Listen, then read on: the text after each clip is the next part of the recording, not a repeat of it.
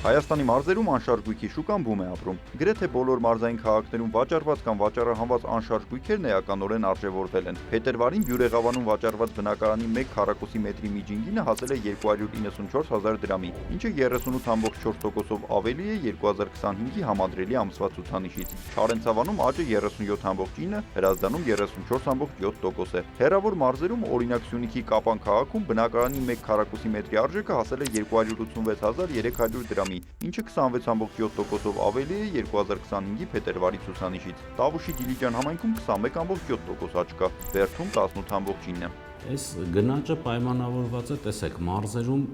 մի քանի գործոնների հետ։ Երևան քաղաքում մենք բավականին գների թանկացում ունենք։ Սա բերում է ներդրողներին եւ գնորդներին, ինչու ոչ, Երևանի հարակից բնակավայրերում դիտարկել ներդրումային եւ ինչու՞ չէ գնման հնարավորությունը։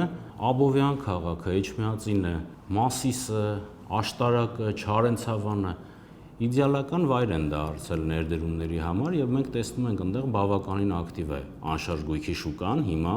Կառանձնացնեմ բնակչության նաեւ նոր նախընտրությունները, որ օրինակ COVID-ից հետո այս հեռավար աշխատանքի հնարավորությունները եւս մարդկանց նոր ոնց որ դռներ բացեցին եւ մարդիկ հիմա նախընտրում են ավելի երևի առանձնացված միջավայր։ Զբոսաշրջային ակտիվությունը եւս մարզային բնակարանների գների վրա ազդել է, նշում է Էդգար Կիրակոսյանը։ Օրինակ տուրիստական քաղաքներում հիմա մենք տեսնում ենք կարճաժամկետ վարձակալության համար ձեռք բերվող այդ տուրիստական սեզոնով պայմանավորված անշարժ գույք, ինքը ներդրումային լավ ստարտ է եւ ակնկալվող լավ արդյունքներ կարող է լինի, որովհետեւ մենք տեսնում ենք, որ տուրիստական հոսքը չի նվազում։ Եվ գների թանկացման վրա նաեւ չմոռանանք գլխավորը, որ ասենք հենց այս ինք թվարկած բոլոր ուղղություններում, որտեղ ակտիվացում կա, միանգամից շուկան անշարժ գույքի շատ զգայուն է, հողերը միանգամից թանկանում են եւ պլյուս դրան էլ շինանյութի եւ կառուցապատման թանկությունն էլ իր հետ բերում է արդեն ինք որոշակի ինքնարժեքի թանկացում, դրա հետ էլ արդեն անշարժ գույքի թանկություն։ Անշարժ գույքի գների բարձրացումը մարզերում դրական է գնահատում Ազգային ժողովի քաղաքացիական պայմանագիր խմբակցության падգամավոր Արուսյակ Մանավազյանը ու թվարկում դրան նպաստած գործոնները։ Քաղաքացին վճարում է հարկ։ Վճարած հարկը ներդրումների տեսքով պետությունը վերադարձնում է քաղաքացուն։ Ինչ է տեղի ունենում փողոցի բարեկարգում, լուսավորություն, մեծ շինարարական եռուզեռ իր համայնքում, դպրոց, մանկապարտեզ եւ այս ամենը չի կարող ուղղակի, շատ ուղղակի չանդրադառնալ իր անշարժ գույքի արժեքի վրա։ Այսինքն մեծանում է նաև մարզում բնակարանների գրավչությունը, որը նաև ներդրումային ֆոն է ապահովում եւ դաշտ է բացում նոր ներդրումներ անելու եւ ավելի զարգացնելու եւ սա նաև մեր մարզերում համաչափ զարգացման բոլոր նախադրյալները կան, որպեսզի մարզում նաև գույքը դառնա գրավիչ։ Պետական ծրագրերի ազդեցությունը մատնանշում են նաև փորձագետները։ Տեսեք, ինչքան ենթակառուցվածքներով ապահովված է տարածաշրջանը կամ բնակավայրը, այնքան ավելի բնական է, որ մեծանում է հետաքրքրությունը նաև այդ հատվածների նկատմամբ։ Հետևաբար այս երկու հատվածները կարծես ուղղակի շղթայված են իրար։ Պետական աջակցությամբ օրինակ ինչ որ հատվածներում իրականացում է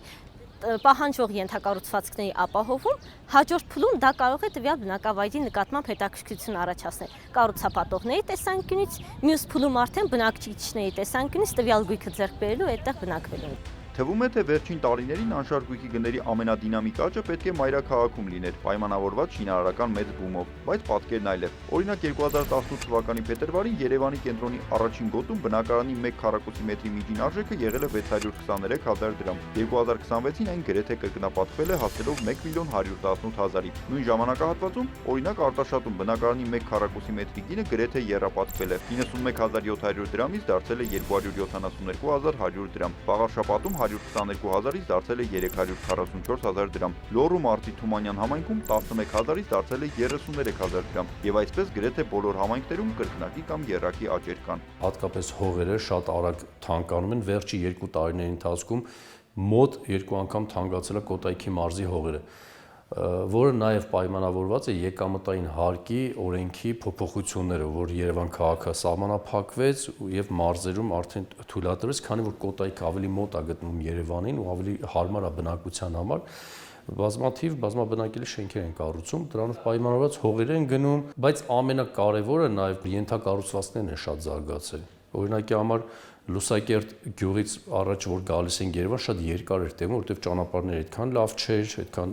փոս էր եւ այլն եւ այլն։ Հիմա շատ լավ ճանապարհներ են, շատ սլացիկ մարդը ավելի կարճ ժամանակում ես հասնում տեղ։ Եկամտային հարկի վերադարձով պայմանավորված մայրաքաղաքից հետո հարակից մարզերի ակտիվացումը բնական էր։ 2027-ից, երբ արդեն Երևանամերձ մարզերի դեպքում էլ սահմանափակում լինի, այլ մարզերն ավելի կակտիվանան, կարծում են փորձագետները։ Երբ ծրագիրը դադարեցվում է մայրաքաղաքում, ապա սա խոսում է այն մասին, որ շինարարական այն ընդհանուր ակտիվությունը, որը այնուամենայնիվ կարող էր երկրում եւ տնտեսությունում առաջանալ, իր համար գտնում է այլ աղբյուրներ իրականացման եւ այս տեսանկյունից հիմնական օբյեկտներ դառնում են արդեն մարզային բնակավայրերը։ Մարզերում բնակելի անշարժ գույքի գները աճում են ավելի արագ, քան մայրաքաղաքում։ Սա խոսում է այն մասին, որ մարզերում իրականացվող շինարարության նկատմամբ հետաքրքրությունն է աճում ու մարզային անշարժ գույքի նկատմամբ է հետաքրքրությունն է աճում։ Խաղաղության գործընթացն էլ իր հերթին ակտիվացնում է մարզերը, այդ թվում անշարժ գույքում ներդրում անելու տեսանկյունից, կարծում է պատգամավոր Արուսյակ Մանավազյանը, ապա համեմատում նախահեղափոխական շրջանի հետ։ 18 թվականից առաջ